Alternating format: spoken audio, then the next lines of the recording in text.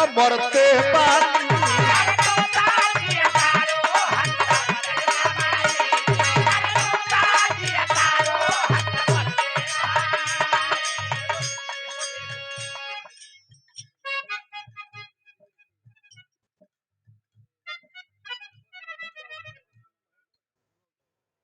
देखिए युवा उद्योगपति महेश प्रधान जी एकदम रुपया से सजा देनी, यहाँ के एक बार ताली बजा के सम्मान होके के चाहिए। और ये 200 रुपया पुरस्कार हमारे छोट भाई हमारा दीपक बाबू कई बार पुरस्कार दिले बानी, फिर पुरस्कार दिले बानी, हार्दिक अभिनंदन। ये दीपक बाबू देखिए हमारा उद्योगपति महोदय पुरस्कार दिले बानी। तो लाइन देखिए, रो रो के समंदर रोज भरते बानी, तू ताजी अतारू हम तो मरते बानी। एको दिल में ज्यादा दिन ना रहेलू,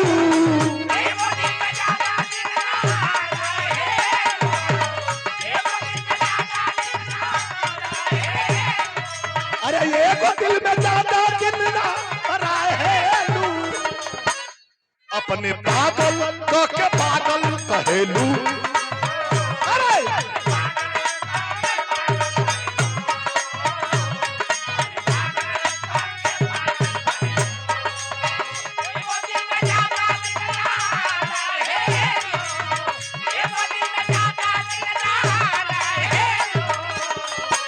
अपने पागल के पागल कहे,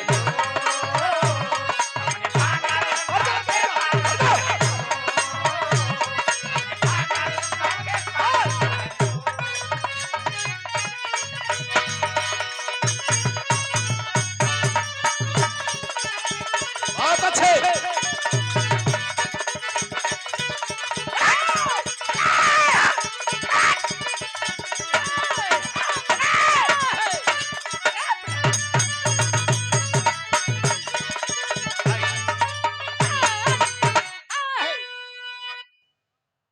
₹500 का पुरस्कार प्रदान किया गया, सम्मान किया गया। बहुत अच्छे कला। यही जमाने में लोग परेशान नहीं थे, वो जमाने में भी लोग परेशान रहे।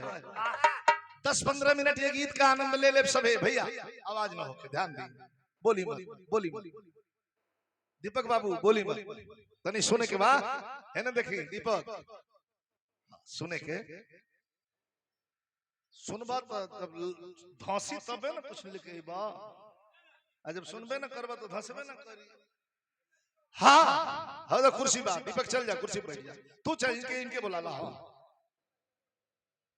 मेन मुद्दा अपने पास ले ला, बस काम खत्म हो जाए।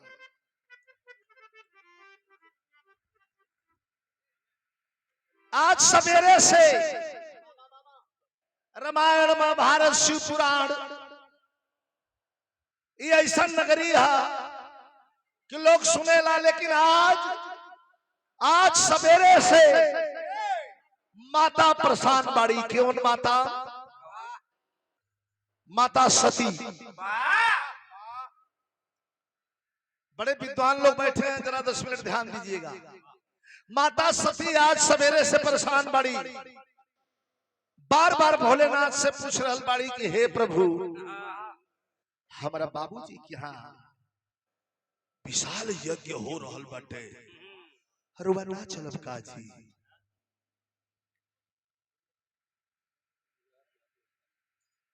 आदरणीय हमारे भैया श्री शिवनार यादव जी तालुपुर की धरती से ये 200 रुपया पुरस्कार भैया के, शिवनार भैया के हमारे प्रणाम, सब भैया के प्रणाम।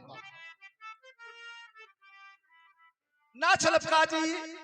भगवान भोले शंकर के आँख खुलल और माता से कहलन कि न्योता होता आई बा, निमंत्रण। नाराज होके लगल कली, अरे जब हमारा बाबू जी कहाँ जाए के बात, तो तोहरे ससुर जी हूं तो मैं निमंत्रण का बात, तो भाई चले के कलना रोज चलो, लेकिन जहिया विशेष कार्यक्रम बाटे वो दिन हम निमंत्रण के इंतजार हमरा करे के हुई। निमंत्रण नहीं खे आइले से हम ना जाई। माता कहली कि तो ना रुआ जाई तो हमरा के आदेश बा कि हम जाई। हाँ तोहर बाबू माई बड़न, तोहके कौन दिक्कत बाटे भाई, तू जा।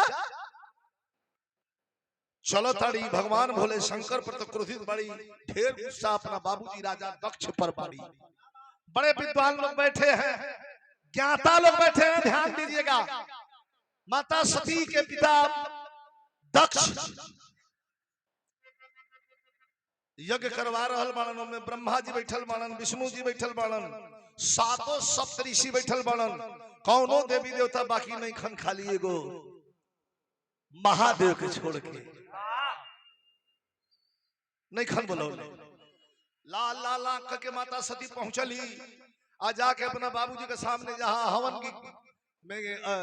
हवन कुंड में घी गिरा रहल बानी, मंत्र उच्चार हो रहल बा। ये सृष्टि के संचार का यज्ञ रहे कि यज्ञ करा दिया जाई तो ये सृष्टि आई धरती बचल रही।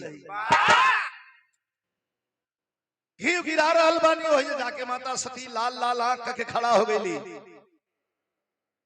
तखलन दक्ष राजा हंस के कहलन के आ गेलू, अच्छा ठीक है कहलू हो, पागला नहीं खेलुआ है इतना भैया बैठल बानी। ये भाई मर भला हो बुरा है जैसा भी है, लेकिन मेरा पति मेरा देवता है। कोनो मेहरारू के मरद के केहू पगला कह दे, जेते बिया होश में बिया।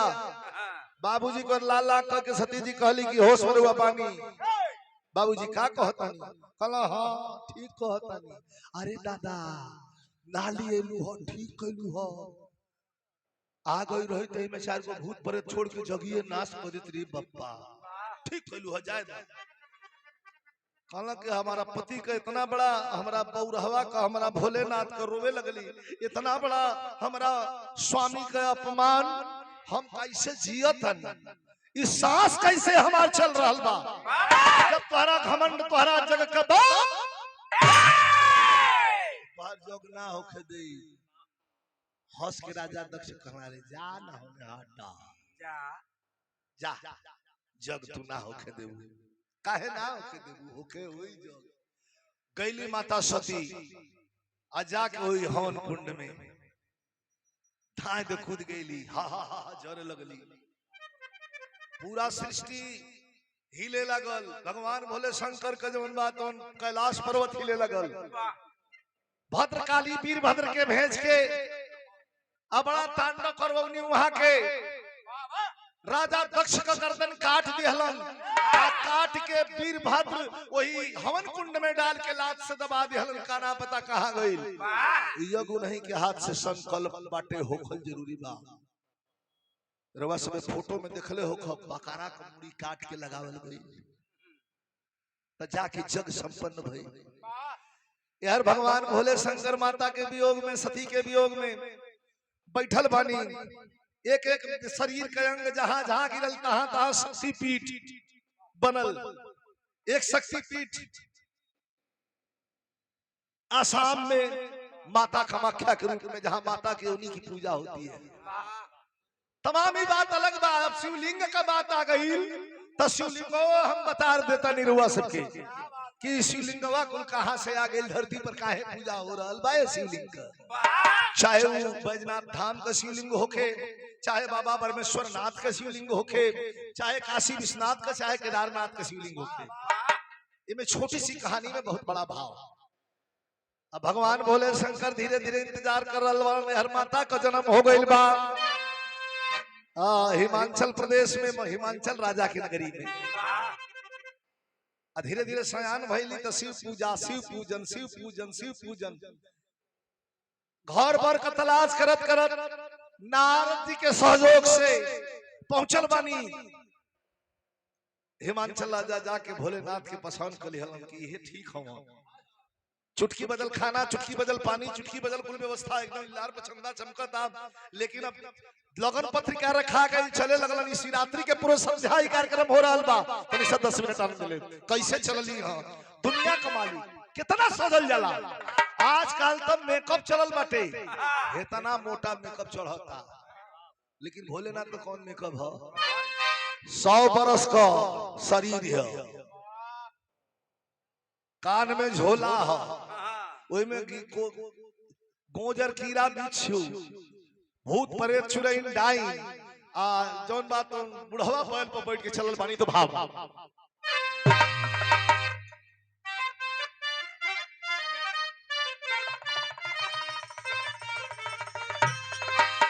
कैसे चलल बानी कि ससुरारिया, अरे ससुरारिया चले भोला धीरे धीरे धीरे धीरे और बजा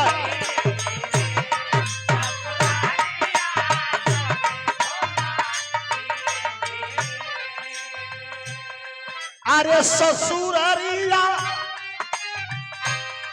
भला ससुरारिया चले भोला धीरे धीरे की बन के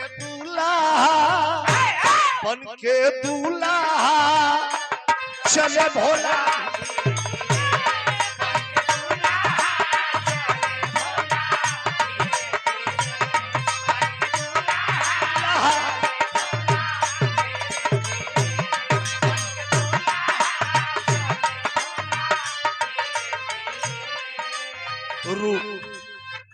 गले गोचर बिच्छू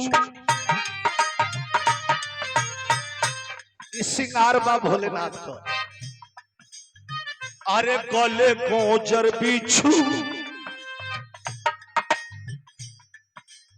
अरे गले गोचर बिच्छू नाग मारे फुफुकारी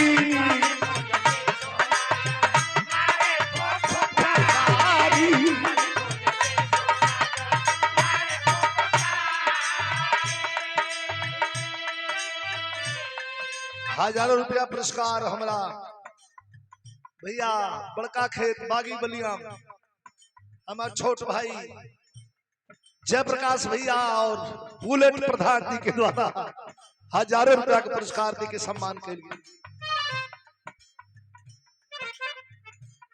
गुड्डू प्रधान जी शिवम धर्म कांटा की ओर से रूप रखी प्रणाम बा।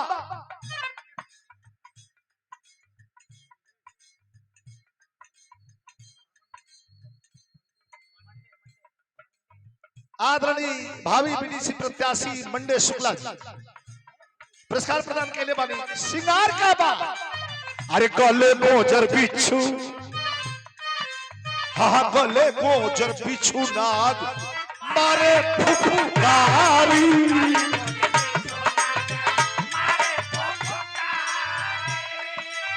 अरे बुढ़ावा बैल को चल ले वही बुढ़ावा बैल को चल जब सवारिया जोरिया है जोरिया भले भोला धीरे धीरे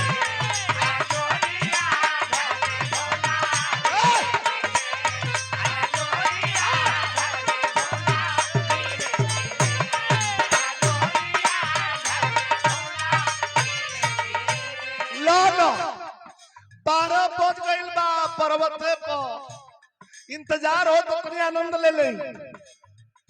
गौवा के कोयला 12 बज के कुछ मिनट पर गौवा के कोयला है राम, गौवा के कोयला है राम, गौवा अरे गौवा के कोयला अरे जब आई बाबा रतिया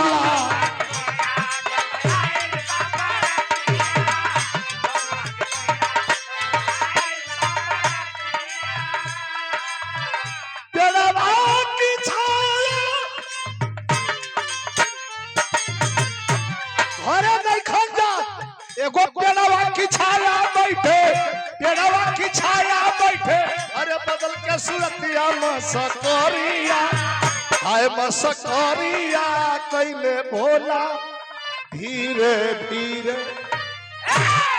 मजाक शुरू बा। गांव के बाहर एगो पेड़ बा, वही पेड़ के नीचे एगो शोर में बैल बांध के आए अपने बैठ के गांजा के दम लागेला। 100 बरस को उम्र बा। तरवा समय देखले हो खब लइका या मेहरारू दूल्हा देखे खातिर बड़ा लोग आतुर रहेला। गौरा महारानी का सखी सलेहर कहली कि चल के हमनी के देख ले जा सखा कैसन बानी। जाके आगे खड़ा भइली हलो तो देखो तरी एगो बूढ़ बैल बांधल बा आ वही के बगल में एगो बूढ़ बैठ के गांजा घिंचता। जाके एगो डांट के कहलस के ए आ साल बड़ा कहां घर कहलो करे भाई नाटक जे मत हम दुल्हा हई। एगो हंसे लगल अखिया में धूर उठा के एक मुट्ठी फेंक दिहल। हां ई देखो ना ए बुढ़ावा कहता कि हम दुल्हा बनी। ए दुल्हा बना तो बारात कहां बा कहला मैं यही झोरा में बा। कहला कि बजनिया कहार कहन कुल चीजिए झोरा में बा। एगो तर्ज लग गेल बा कौन तर्ज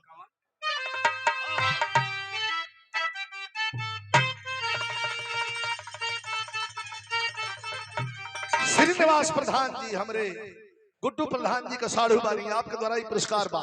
एक बिरहा में नाम वालों को सुन लो हो गाना भी सुन लो हो पुल्लू उस्ताद जी गावा कैसे कि आशा पिसरा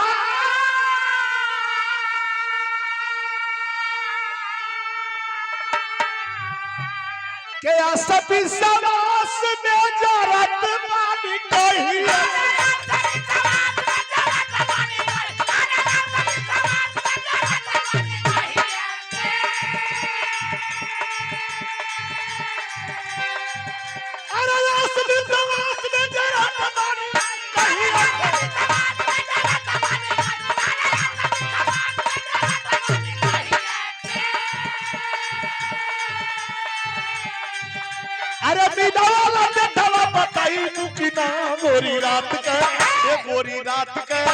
गोरी रात का सिवनवा में होई बुखीना।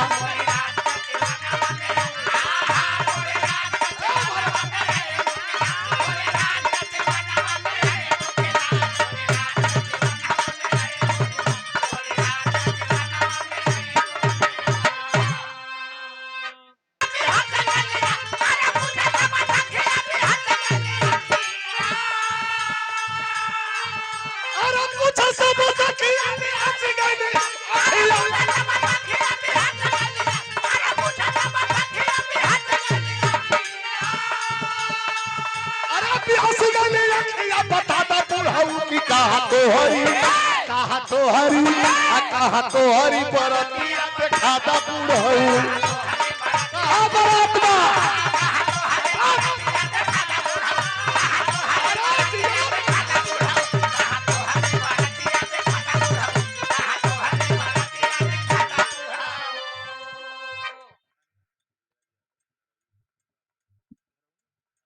उम्र भोलेनाथ करल बनी। सुना सुना यही झोला में बारात शिवदानी बतलाए झोला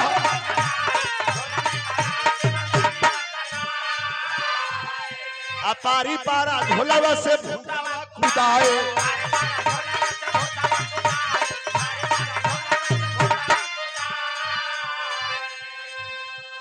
हम नहीं जाना सखी सलेहर कहली सखी सुना अगर झोला में बारात बा तो बारात तोरा दिखावे के पड़ी। खोल दहला झोरा का मुंह 12 लोग की नाथ 12 लोग का माली खोल के कहना कि आवा हो एक जना बहारा धाय दे हेतत पुर का खुदल आ लागल ऊपर है ओकर मुड़ी हइए नहीं खे खाली हाथ हिलावत है। ये लोग का हालत का बा जो गौरा महारानी का पार्वती का सहेली लोग गई रहे लोग का हालत का बगही में केतन का दांत लगी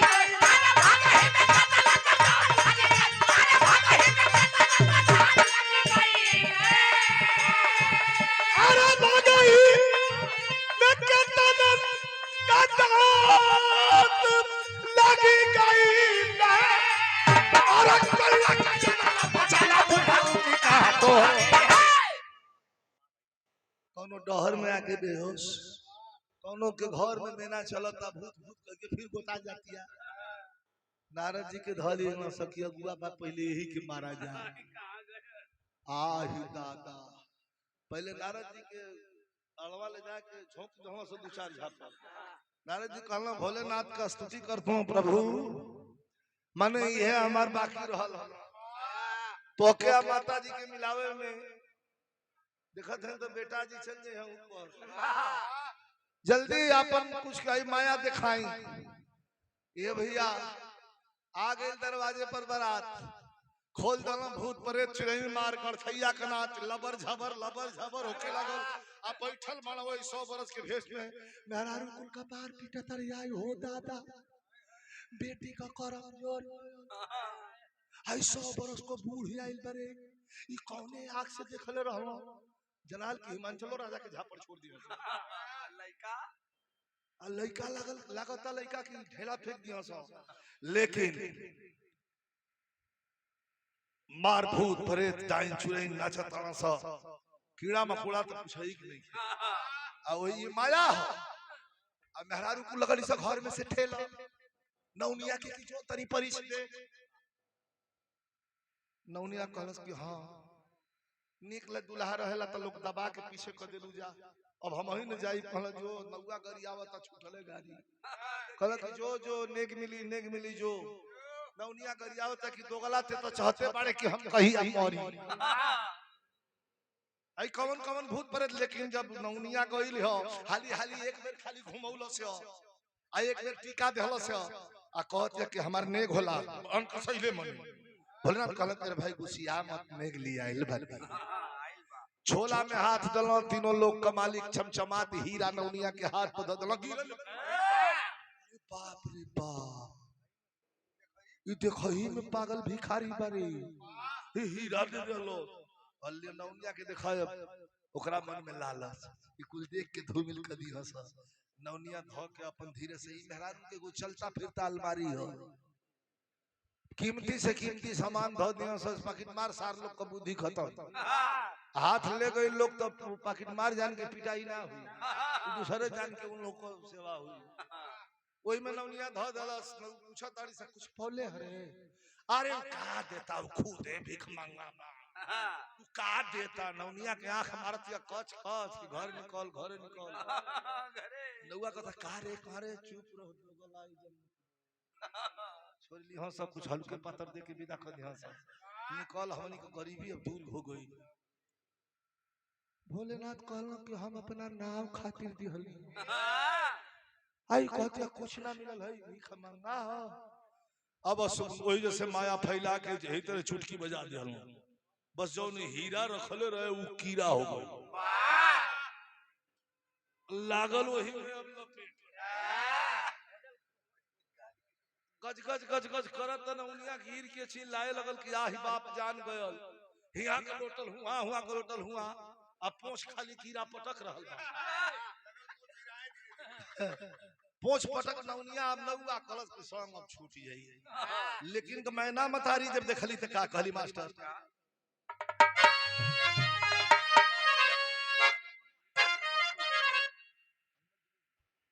आदरणीय हमारे अभिभावक श्री निर्मल दुबे जी के द्वारा 500 रुपया पुरस्कार देखी बहुत बहुत चरण स्पर्श प्रणाम बा कि तमाशा द्वार पूजा पर भयल हाँ तमाशा द्वार पूजा पर भयल शिशकल लगी पावन महीनों की अभिलाष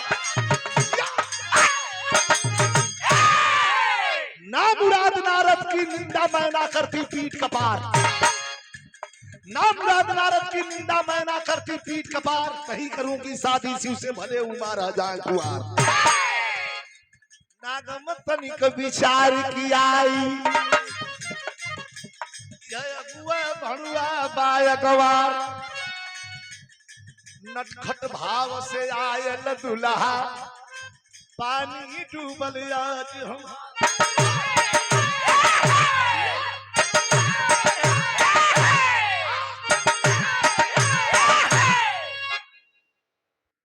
हमार इज्जत ले लिहलस बियाह ना हो कदा जैसे आइल बा ओही तरह चल जाओ जाके नारद जी कहलन कि चल नहीं त मरी हंस बिरहा का अंतिम प्रमाण अंतिम भाव कहला के रे भैया केहू कही ओही की ओही तरह पर मनवा हम मदारी नहीं दिखावत रहन जादू एगो तर्ज लग गइल माता बहन लोग गावेली कैसे गावेली मास्टर पढ़ल लिखल आजकल के जौन बहन बेटी पढ़ल लिखल बड़ी लोग बियाह शादी में गीत गावे लोग बड़ा बढ़िया लगेला। कैसे कि अरे माई सिखवली ना कि माई सिखवली ना सहुरवा जननो कि अरे सहुरवा जनाला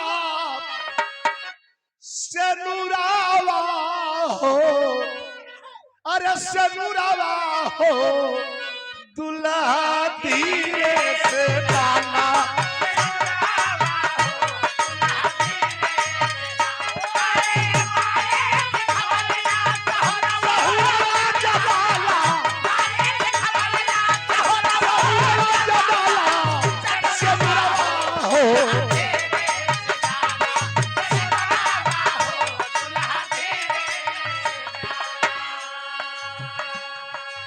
लेकिन हिमांचल राजा रोवे लगनी हाथ जल्ले वाली 100 बरस रूपा भोलेनाथ 100 बरस का रूपा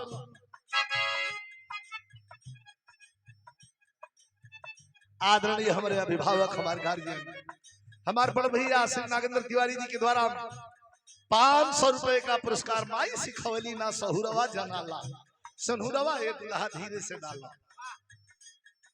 हिमांचल राजा रोवे लगलन कहलन कि हम लड़की के बाप हैं जाके भोलेनाथ से का कहलन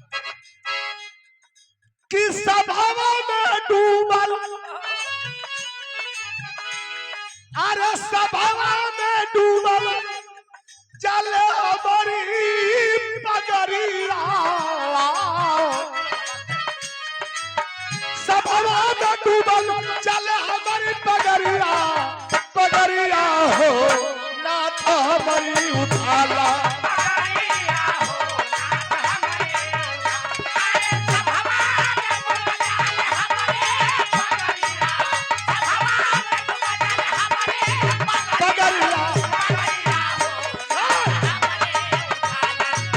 का चाहिए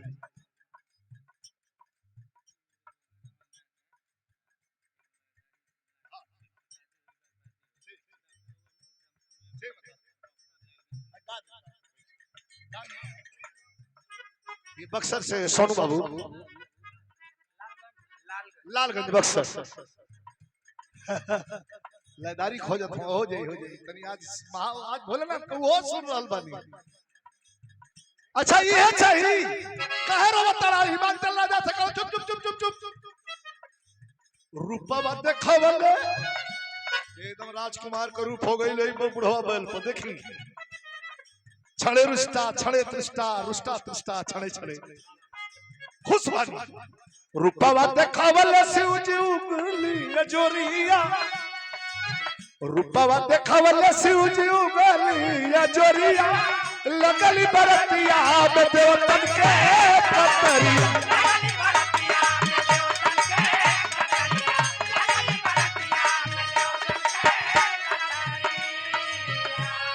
अरे शिव संग पार्वती अब शिव संग पार्वती अरे शिव संग पार्वती घूमेली भंवरिया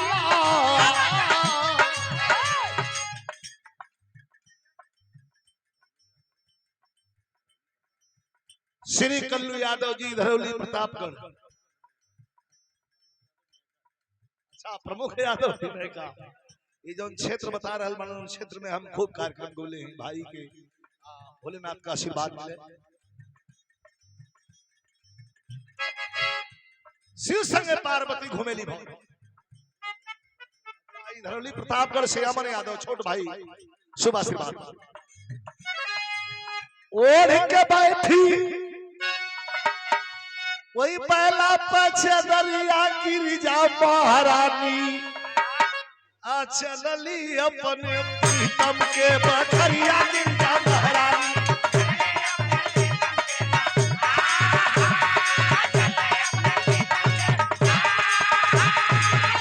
गरम रहा गरम रहा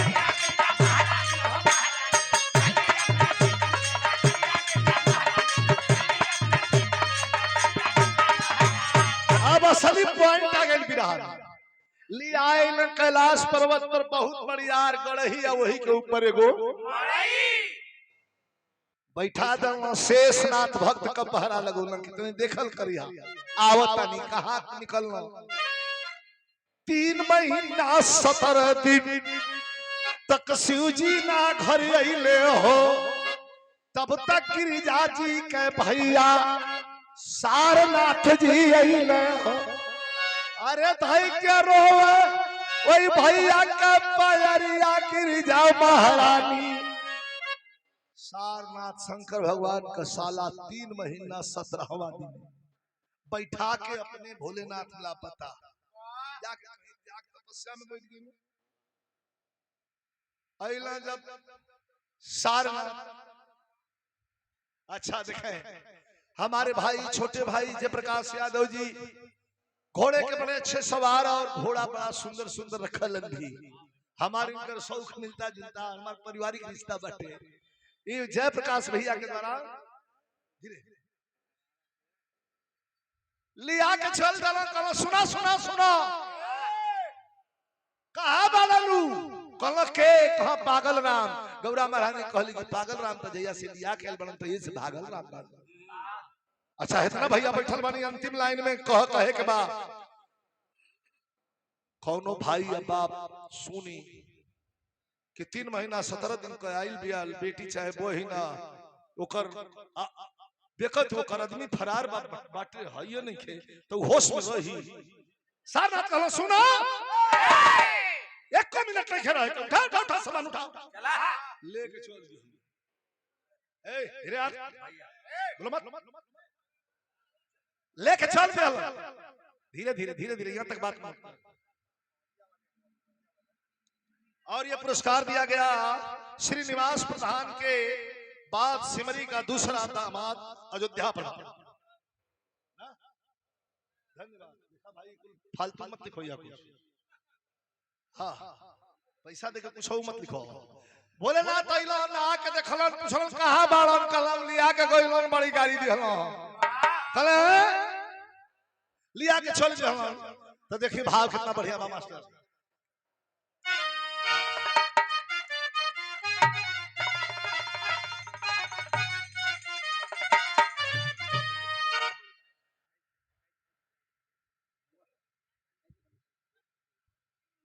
सर पर किसी सके नचाद जाई अरे बिना रे चकरवा भैया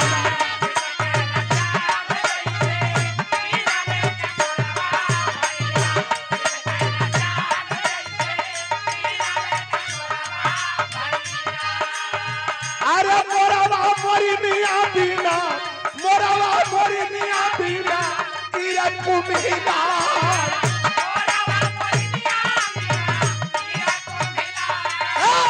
वैसे शिवतानी नारी बिना पगलाई हो गई।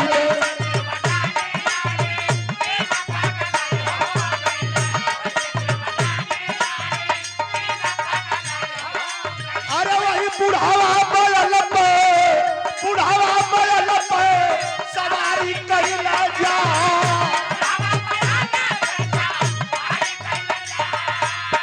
एक मिनट बड़ी बारीकी है समझ लो सभी।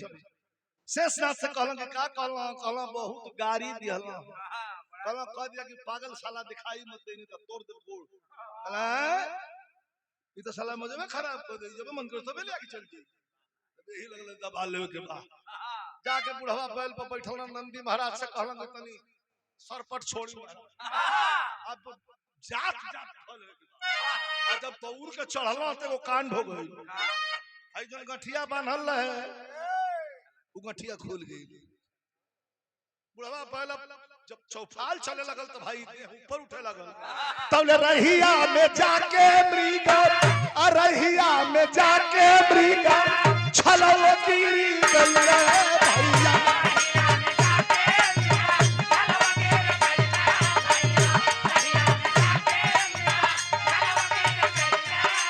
अरे नंगा तनया आई गई ना अपने ससुरा।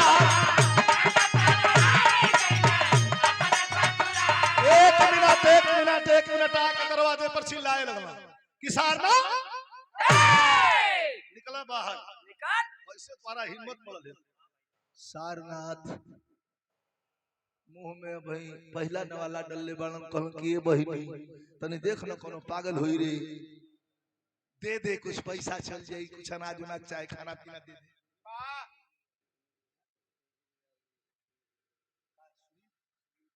सुमित विश्वकर्मा ये जौनपुर उत्तर प्रदेश तेज बाजार से ये पुरस्कार बा भैया के धन्यवाद, बाबू के द्वारा पुरस्कार धन्यवाद। कैला का भले ना बदल गल गलत सुना लिया कैला तो ही ले ला तले जतवा ऊपर पट के धरती के ऊपर, ए भैया जतवा ऊपर पट के धरती के ऊपर, भैया अग्नि का ज्वाला भाई न भैया, यह जटा उपार के धरती पर पटक जाए, धरती की गोद से अग्नि की ज्वाला प्रस्फुटित भई, और अग्नि की ज्वाला से का भय के 107 लिंग का तब हो गया रक्षक, भैया 107 लिंग का तब हो गया, अरे 107 भगवता कैली तई, अरे वो आया धरती पे होले रे, अरे वो आया धरती पे होले रे, अरे हर हर महादेव वाला नारा वाला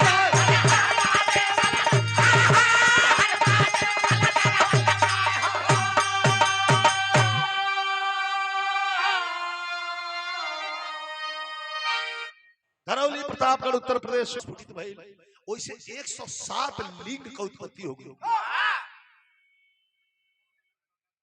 माता के द्वारा 107 भग का उत्पत्ति कैल गए, लिंग भग जटित जबन ये धरती पर लिंगन का प्रसार भइल।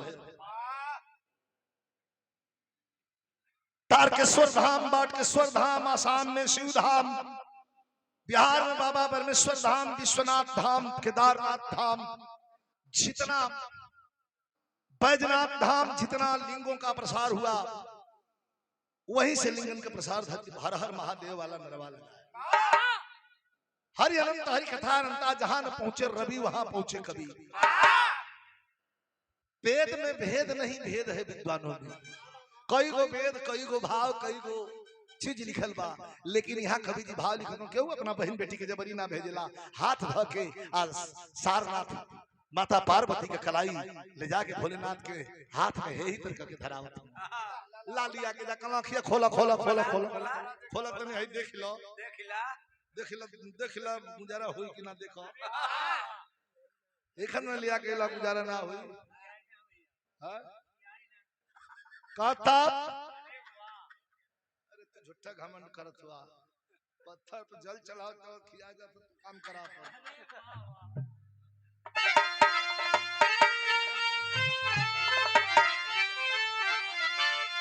कि अब पूरा भइली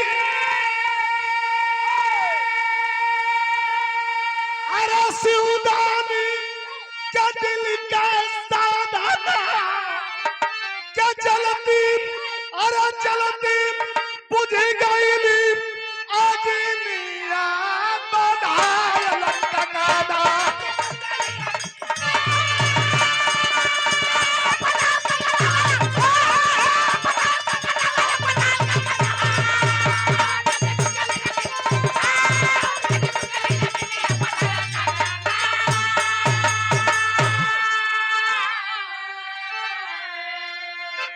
चले शिवदानी महारानी के लिए आई के रहने लगे पर्वत पे डेरावा जमाई के।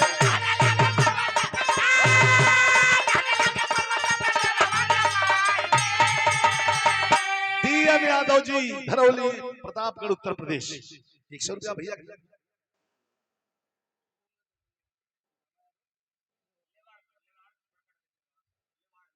अच्छा, सुदामा यादव जी ग्राम सभा लेवाड़ से ये पुरस्कार दिले बानी, हार्दिक अभिनंदन।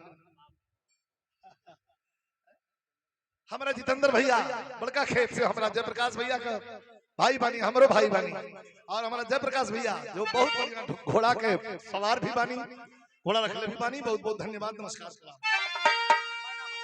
कि अब मैना अरे मैना मतारी क्या चलती बुझ गई आगे नीला बन्हाया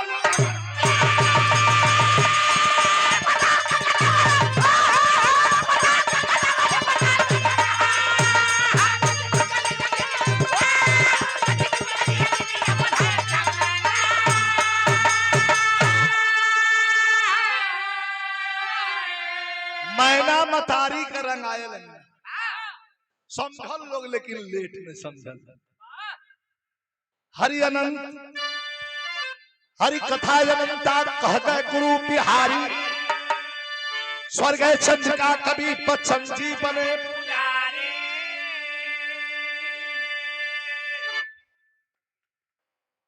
दीपक सब्जी भंडार ये पुरस्कार प्रदान के लिए बनी पूरा पार्टी के पुरस्कार दे रहे बनी दीपक सब्जी भंडार की ओर से भैया के बहुत बहुत नमस्कार प्रणाम सब भैया के प्रणाम।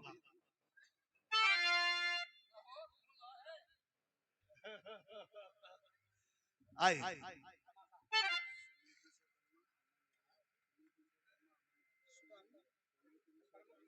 सुमित विश्वकर्मा अमन यादव तेजी बाजार जौनपुर की ओर से उत्तर प्रदेश अमन यादव और सुमित विश्वकर्मा। अच्छा ठीक ठीक ये प्रथा जौनपुर की धरती से प्रतापगढ़ की धरती से उत्तर प्रदेश बहुत बहुत धन्यवाद नमस्कार प्रणाम।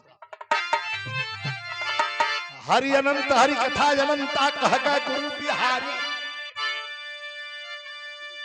स्वर्ग चंद्रिका कवि बच्चन जी बने तमाशा द्वार पूजा पर भयल के विजयी विजयी प्यार लाल के पौरा हवा का आशा